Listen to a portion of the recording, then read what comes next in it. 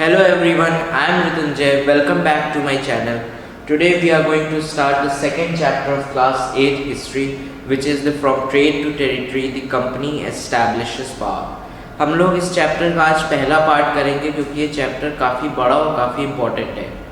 और इस चैप्टर में मेनली हम लोग देखेंगे कि कैसे ब्रिटेन की east India company India I, कैसे ट्रेड करती थी, क्यों ट्रेड करना चाहती थी इंडिया में, और फिर कैसे धीरे धीरे करके टेरिटोरियल पावर बन गई।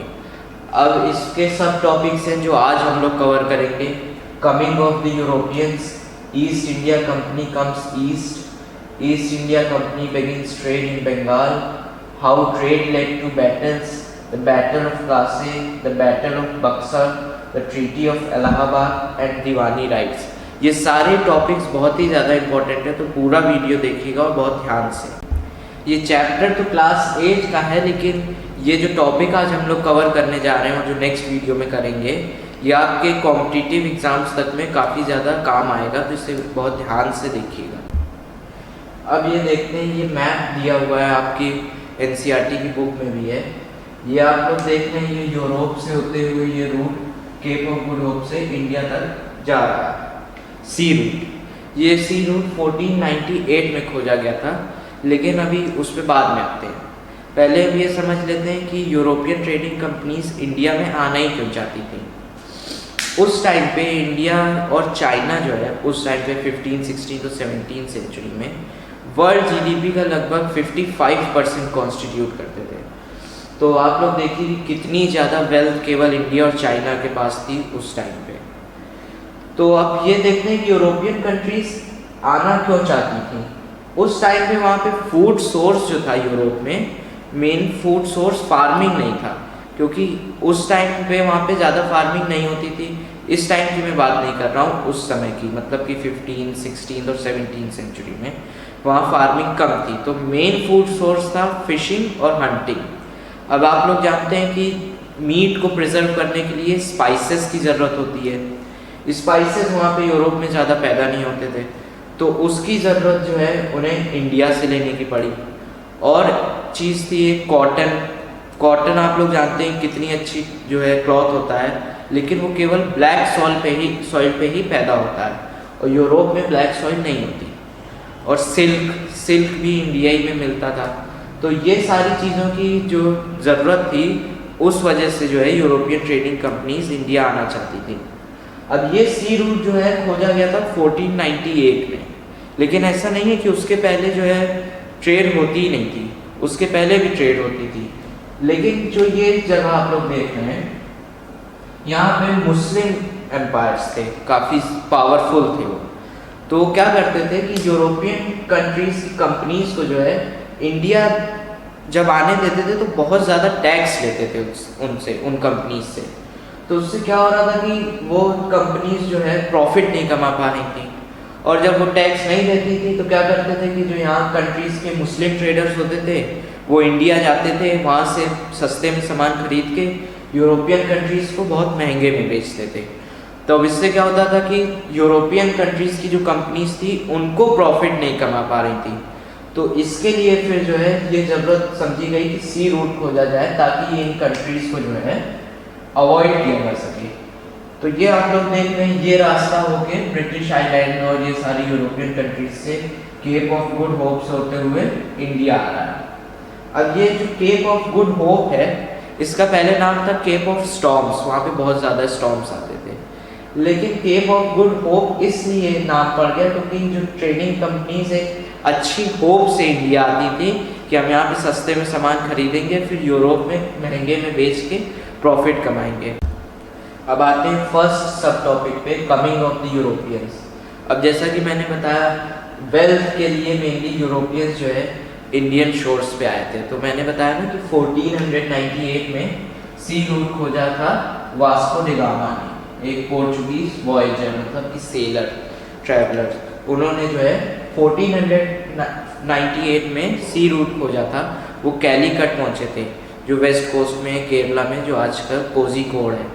तो जब उन्होंने सी रूट ढूंढ लिया तो उसके बाद क्या हुआ कि पोर्चुगीज़ जो है 1510 में पोर्चुगीज़ गोवा के रीजन में आ गए इंडिया, उन्होंने अपना पूरा बेस बना लिया। फिर वो अपना ट्रेड करते थे और ऑलमोस्ट 4.5 सेंचुरी उन्होंने जो है ट्रेड किया इंडिया में और राज किया गोवा के रीजन में, मतलब कि 450 साल। तो ये पोर्चुगीज़ की बात हो गई। अब डच ईस्ट इंडिया कंपनी थी, जिसका ऑफिशियल नेम था यूनाइटेड ईस्ट इंडिया कंपनी और BOC, वो जो है वो भी इंडिया आई ट्रेड के लिए। लेकिन जो उनके कई सारे इंडिया में पोर्ट्स थे, एक स्पेशल जो मेन जाना जाता है सबसे ज़्यादा पोर्ट वो था पुलिकैट में, तो उनके भी कई सारे पोर्ट्स थे। लेकिन उन लोग जो है एक दूसरी वजह के लिए ज़्यादा आए थे इंडिया।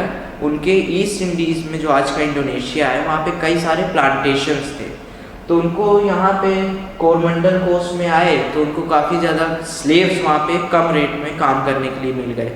तो मेनली 1602 में उन लोग जो है स्लेव्स के लिए इंडिया में आए थे कि स्लेव्स मिल जाएंगे, अपना प्लांटेशंस में कम रेट में काम कराएंगे।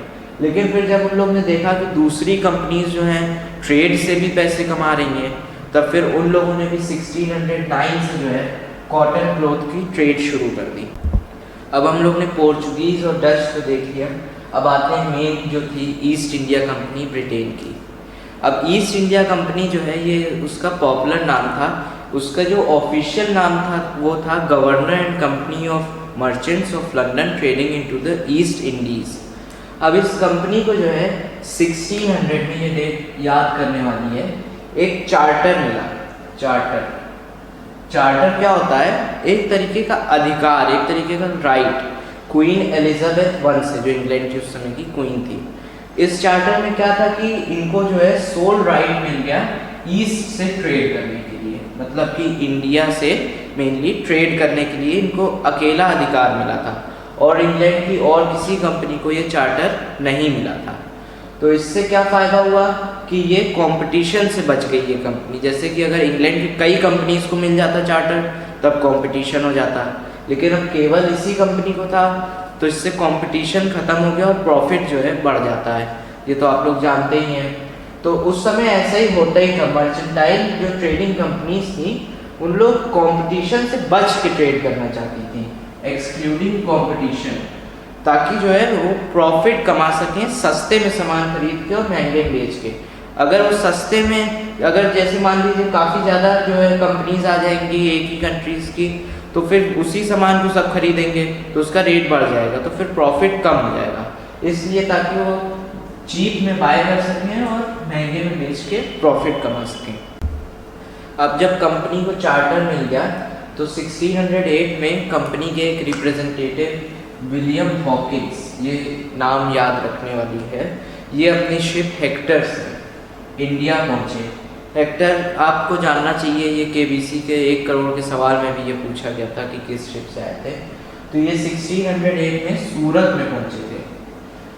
तो फिर ये विलियम हॉकिंस और थॉमस रो जो है जहांगीर से मिलने गए, जो उस समय के मुगल एम्परर थे इंडिया के। तो फिर जहांगीर ने इनको परमिशन दे दी फैक्ट्री बनाने की। तो इन्होंने अपनी पहली फैक्ट्री 1608 में बनाई मसूलीपट्टनम में और दूसरी बनाई सूरत में। पहली मसूलीपट्टनम में थी, ये चीज़ याद रखिएगा। फिर जैसे इन लोग अपनी ट्रेड करते गए, पूरी जैसे ट्रेड ही केवल करते थे, उनको कोई टेरिटोरियल पावर नहीं बनने का शौक नहीं था, केवल ट्रेड से प्रॉफिट कमाते थे। लेकिन धीरे धीरे उन्होंने क्या किया कि मुगल्स को टैक्सेस देना जो है कम कर दिया। तो इस वजह से 1686 में जो है औरंगजेब, जो उस समय के मुगल एम्परर थे, काफ़ी जो है नाराज़ हो गए। तो उस वजह से जो है इनके कंपनी और मुगल्स के बीच में वॉर हुई, जिसे the first Anglo Mughal war और चाइल्ड्स वॉर भी कहा जाता है, क्योंकि उस समय जो है कंपनी कमांडर चाइल्ड थे, उनका नाम चाइल्ड था, जो कि 1686 में लड़ी गई। उस लड़ाई में जो है औरंगजेब की फोर्सेस ने कंपनी की फोर्सेस को बहुत बुरी तरह हरा दिया था। तो उसके बाद से फिर कंपनी ये वॉर और ये सब में नहीं ध्यान देती थी, केवल अपनी ट्रेड बढ़ाती गई। फिर धीरे धीरे क्या हुआ, जब मुगल एम्परर की, औरंगजेब की डेथ हो गई, तब मुगल एम्पायर जो है धीरे धीरे गिरने लगा, डिक्लाइन करने लगा। और कंपनी की भी कुछ जो है कुछ चीज़ें थी जिस वजह से जो है वो एक टेरिटोरियल पावर में बदल गई। अब हम लोग ने ब्रिटेन की ईस्ट इंडिया कंपनी के बारे में देख लिया, अभी पूरे चैप्टर में इनके बारे में ही देखना है। तो अब आ जाते हैं, जो लास्ट यूरोपियन ट्रेडिंग कंपनी थी वो थी द फ्रेंच इंडिया कंपनी, जो कि जो है फ्रांस की थी। वो भी जो है ट्रेड के लिए आए थे। ये कंपनी जो है फ्रैंकोइस कैरेट की कमांड में थी। वो भी ट्रेड के लिए ही आए थे, जो कि सूरत में ही पहुंचे थे, वो भी 1668 में, और अपनी पहली फैक्ट्री भी उन्होंने सूरत में ही लगाई थी। अब हम लोग वापस आ जाते हैं ईस्ट इंडिया कंपनी पे। ये अगला सब टॉपिक है, East India Company begins trade in Bengal. अब आप लोग ने देखा कि पहली ईस्ट इंडिया कंपनी की फैक्ट्री थी मसूलीपट्टनम में, फिर दूसरी सूरत में, लेकिन बंगाल में पहली फैक्ट्री थी रिवर हुगली के किनारे 1651 में। अब ये जो फैक्ट्रीज थी ये आज की फैक्ट्री की तरह नहीं थी कि जैसे कि मैन्युफैक्चरिंग हो रही है। ये फैक्ट्रीज जो है वेयर हाउसेज रहते थे, यहाँ पे जो है उन लोग गुड्स स्टोर करते थे, जो इंडिया से जो वहाँ पे यूरोप पहुँचाने के लिए जो गुड्स खरीदते थे सस्ते में, वो जो है वेयर हाउसेज में स्टोर करते थे, जिससे जो है फैक्ट्री उन लोग कहते थे। और जो ट्रेडर्स कंपनी के जो काम करते थे फैक्ट्री में, उन्हें कहा जाता था फैक्टर्स। तो जब धीरे धीरे जो ट्रेड बढ़ने लगी उनकी, धीरे धीरे बढ़ती गई ट्रेड, तो उन्होंने जो है परस्यू कर लिया मर्चेंट्स को, ट्रेडर्स को, कि वो उनकी फैक्ट्री के आसपास सेटल हो जाए। फिर जब धीरे धीरे और बढ़ता गया तो उन्होंने अपने फैक्ट्री के चारों तरफ फोर्टिफिकेशन शुरू कर दिए। अब आप लोग ये जानते ही हैं कि फोर्ट सेंट जॉर्ज जो है मद्रास के पास था, और फोर्ट बॉम्बे कैसल जो बॉम्बे में था, ये पहले ही बन चुके थे। लेकिन जो बंगाल का पहला फोर्ट था वो था फोर्ट विलियम, जो कि कोलकाता के पास बनाया गया था। ये जो फोर्ट विलियम्स था कोलकाता के पास, ये इंडिया की पॉलिटिक्स का सेंटर पॉइंट था 1911 तक। फिर 1698 में जो है कंपनी ने मुगल ऑफिशियल्स को जो है ब्राइब कर दिया। ब्राइब मतलब रिश्वत दे दी, और ज़मींदारी राइट्स ले लिए 3 विलेजेस के ऊपर, जिनमें से एक था कलिकाता, जो आज का कोलकाता और कैलकाटा है। Then the company also persuaded the Mughal Emperor Aurangzeb to issue a फरमान। अब फरमान क्या है? फरमान एक तरीके का जो है ग्रांट है, एक तरीके का राइट। इस फरमान में क्या था कि मुगल एम्परर औरंगजेब ने जो है कंपनी को ट्रेड करने की इजाज़त दे दी ड्यूटी फ्री मतलब बिना टैक्स के जो है कंपनी बंगाल में ट्रेड कर सकती थी। फिर मुगल एम्परर की डेथ हो गई, उसके बाद जो है 1717 में जो है उस समय के मुगल एम्परर फारूक सियार ने कंपनी को जो है उस फरमान को बिहार और उड़ीसा में भी एक्सटेंड कर दिया कि बिहार और उड़ीसा में भी कंपनी बिना टैक्स के ट्रेड कर सकती थी। अब आते हैं नेक्स्ट सब टॉपिक पे, how trade led to battles. अब जब औरंगज़ेब की डेथ हो गई तब बंगाल के जो नवाब्स थे, जो मुगल एम्परर ही अपॉइंट करते थे, उन्होंने अपनी जो है अथॉरिटी एसर्ट कर दी। मतलब कि जो है उन्होंने क्या दिया कि अब ये बंगाल हमारा किंगडम है, हमारा रीजन है। तो पहले नवाब थे मुर्शीद कुली खान, फिर अलीवर्दी खान, फिर सिराजुद्दौला। ये तीनों ही काफ़ी पावरफुल रूलर थे। तो इन्होंने जो है कंपनी को कोई भी कंसेशन देने से मना कर दिया, ईस्ट इंडिया कंपनी को, और जो है उनसे टैक्स भी मांगने लगे। जो ड्यूटी फ्री था उसको भी ख़त्म कर दिया, और जो कॉइन डिनोट मिंट करते थे उसे भी बंद कर दिया। फोर्टिफिकेशंस जो करते थी कंपनी अपने तो उस फोर्टिफिकेशंस को कह दिया कि आप अब और नहीं कर सकते। तो ये कहते थे, नवाब जी कहते थे कि कंपनी जो है बंगाल को जो है ख़राब कर रही है, क्योंकि वो टैक्स नहीं दे रही है और उससे बंगाल का रेवेन्यू बहुत ख़राब हो रहा है, और जो है वो नवाब्स की अथॉरिटी को नहीं मानती। तो ये सारी चीज़ें तो नवाब कहते थे। अब कंपनी अपनी तरफ से क्या कहती थी कि हमें अपने जो है ट्रेड बढ़ाने के लिए सेटलमेंट्स बढ़ाने होंगे, मतलब कि फोर्टिफिकेशंस को बढ़ाना होगा, विलेजेस खरीदने होंगे। और वो कंपनी कहती थी कि जो है नवाब जो है हमारी ट्रेड को ख़राब कर रहे हैं। So these confrontations led to the famous battle of Plassey. अब नेक्स्ट सब टॉपिक पे आते हैं, जो कि है बैटल ऑफ प्लासी। अब हम लोग ने ये देखा कि जो है बंगाल के जो नवाब्स थे वो काफ़ी पावरफुल थे और कंपनी की बातें नहीं सुन रहे थे। तो कंपनी जो है एक तरीके के पपेट रूलर चाहती थी। पपेट रूलर क्या मतलब? जो कंपनी के इशारों पे काम करे, कंपनी के कहनों पे काम करे। अब जब 1756 में सिराजुद्दौला बन गए बंगाल के नवाब, तो कंपनी तब भी चाहती थी कि पपेट रूलर मिले उन्हें। तब कंपनी ने जो है सिराजुद्दौला के एक राइवल को जो है ये चाहने लगी कंपनीज कि वो नवाब बन जाए और उनके राइवल को सपोर्ट करने लगी। तो इससे क्या हुआ कि सिराजुद्दौला जो है बहुत ज़्यादा नाराज़ हो गए। उन्होंने कंपनी से कहा कि वो जो है बंगाल के पॉलिटिकल अफेयर्स में जो है बीच में पढ़ना बंद करे और जो है सारे रेवेन्यूज़ दे। अब जब ये सारी नेगोशिएशंस हुई कंपनी और नवाब के बीच में, तो जब फेल हो गई नेगोशिएशंस, तब जो है नवाब जो है 50,000 सोल्जर्स के साथ जो है इंग्लिश फैक्ट्री कासिम बाज़ार पे पहुँचे। कंपनी के ऑफिशियल्स को जो है अरेस्ट किया और जो है वेयर हाउस पे ताला लगा दिया। फिर जब ये जो है कोलकाता की ओर चल दिए नवाब कि वहाँ पे अब जो है हुगली के पास वाली फैक्ट्री पे कब्जा करने, तो ये खबर जो है कंपनी के ऑफिशियल्स जो मद्रास में थे उनको मिली। तो उन्होंने जो है अपनी नेवल फ्लीट भेजी रॉबर्ट क्लाइव के अंडर कमांड, रॉबर्ट क्लाइव की कमांड के अंडर में। तो वो जब आए यहाँ पे काफ़ी बातचीत हुई नवाब और उनके बीच, लेकिन सारे नेगोशिएशंस फेल हो गए, जो कि फिर जो है प्लासे में बैटल हुई रॉबर्ट क्लाइव के अंडर की जो कंपनी की आर्मी थी और सिराजुद्दौला के बीच, जो कि पलाशी नाम था उस जगह का, लेकिन कंपनी और ब्रिटिश जो है उसको प्लासे बोलते थे। अब बैटल ऑफ प्लासे में सिराजुद्दौला की आर्मी के पास थे 50,000 सोल्जर और कर्नल रॉबर्ट क्लाइव जो कंपनी के कमांडर थे उनके पास थे केवल 3,000 सोल्जर। अब लेकिन इसमें मज़ेदार बात ये है कि ये बैटल ऑफ प्लासे जो है सिराजुद्दौला और उनकी आर्मी हार गई थी। अब उसके पीछे क्या रीज़न था? ये था कि जो सिराजुद्दौला के कमांडर थे मीर जाफ़र, जिनके अंडर में काफ़ी ज़्यादा सोल्जर थे, वो जो है उनको जो है रॉबर्ट क्लाइव ने कंपनी की तरफ मिला लिया था और वो लड़ाई के उसमें गए तो थे लेकिन कंपनी के खिलाफ लड़े नहीं। तो इससे जो है वो हार गए सिराजुद्दौला की आर्मी। और ये बैटल ऑफ प्लासे फेमस क्यों है? ये केवल 11 घंटे ये बैटल चली थी और बहुत कम कैजुअलिटीज़ थी, लेकिन फिर भी इतनी फेमस क्यों है? क्योंकि ये पहली बैटल थी जो ईस्ट इंडिया कंपनी ने जीती थी इंडिया में। ये पहली बैटल थी और इस बैटल से जो है धीरे धीरे इंडिया की हिस्ट्री जो है बदलने लगी। तो after the defeat at Plassey, Sirajuddaulah was assassinated and Mir Jafar was made the nawab. जो है सिराजुद्दौला के ही आदमी थे लेकिन जो कंपनी से मिल गए थे। तो कंपनी जो है उस टाइम पे भी ये नहीं चाहती थी कि पूरा एडमिनिस्ट्रेशन कंपनी को करना पड़े, वो केवल ये चाहती थी कि अपना जो है वो फोकस ट्रेड पे बनाए रखे। लेकिन उन कंपनी को पपेट रूलर चाहिए था।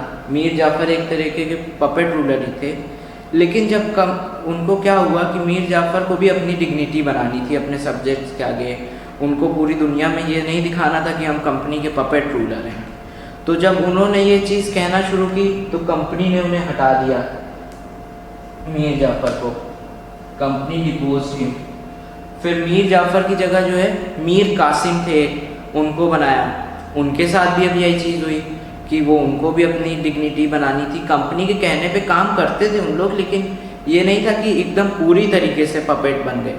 ये था कि थोड़ा अपनी डिग्निटी अपने सब्जेक्ट्स के आगे दुनिया को भी दिखाना था कि हम बिल्कुल पपेट नहीं है, अच्छा करते हैं।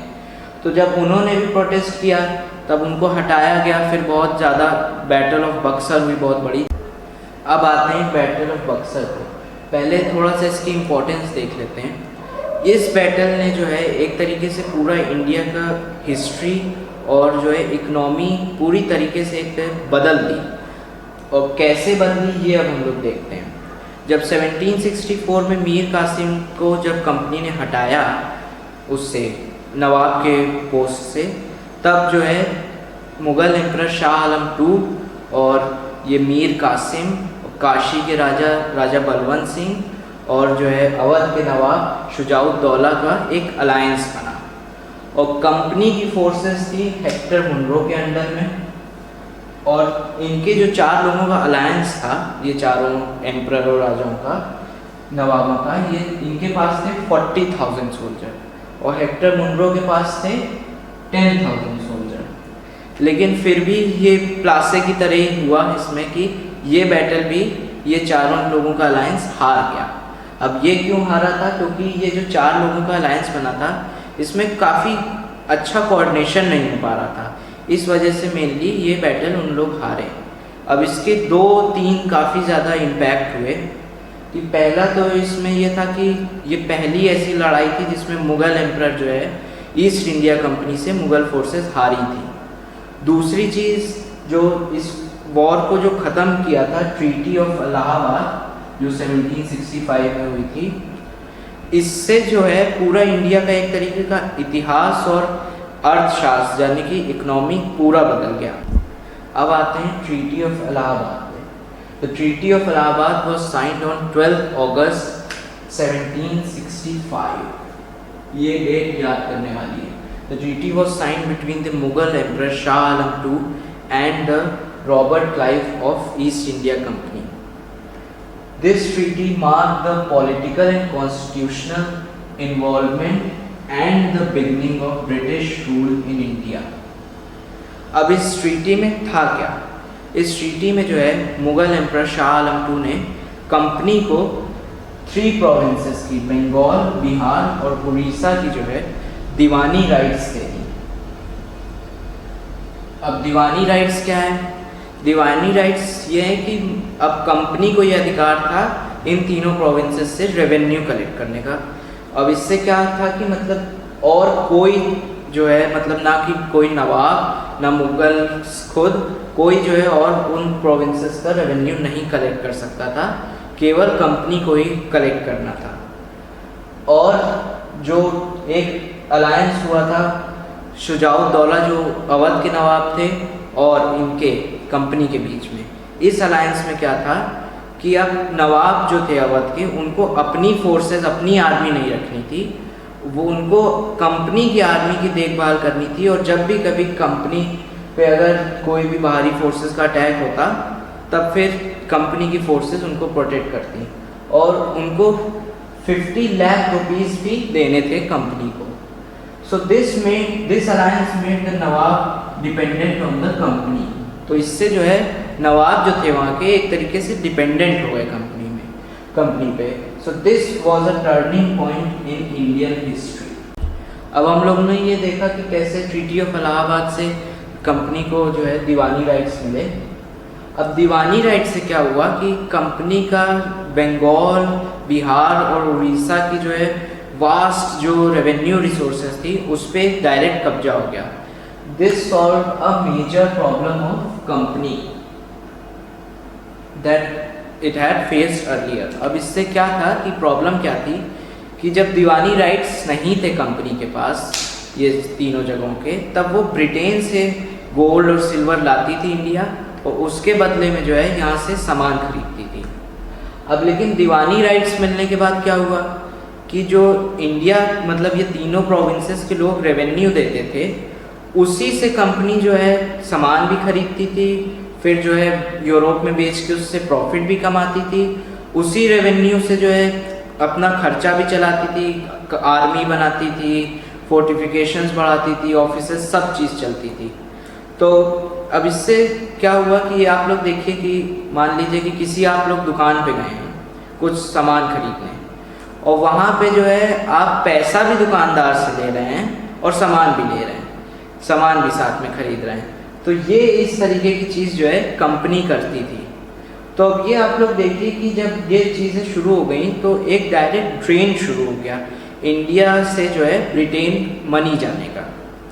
और आप लोगों को मैंने अभी थोड़ी देर पहले बताया था कि 15, 16 और 17 सेंचुरी में इंडिया और चाइना ऑलमोस्ट 52 to 55% कॉन्स्टिट्यूट करते थे वर्ल्ड जीडीपी में, जिसमें इंडिया का पार्ट ऑलमोस्ट 26% था। लेकिन ये चीज़ें जब कंपनी ने ये सारी चीज़ें चलती गई तो अभी आप लोग क्लास 8 हिस्ट्री में देखेंगे कि कैसे इंडिया की जीडीपी इंडिपेंडेंस के समय 3 to 4% पे आ गई थी। Now we have finished the part 1 of this video. In this video we saw how the East India Company came to India and how gradually they are moving towards becoming a territorial power. अब हम लोग next part में देखेंगे कि कैसे वो पूरी तरीके से एक टेरिटोरियल पावर बन जाती है। अगर आप लोगों को मेरा ये वीडियो पसंद आया तो प्लीज़ इसको लाइक करिए, चैनल को सब्सक्राइब करिए और बेल आइकन दबाइए। Bye bye, thank you.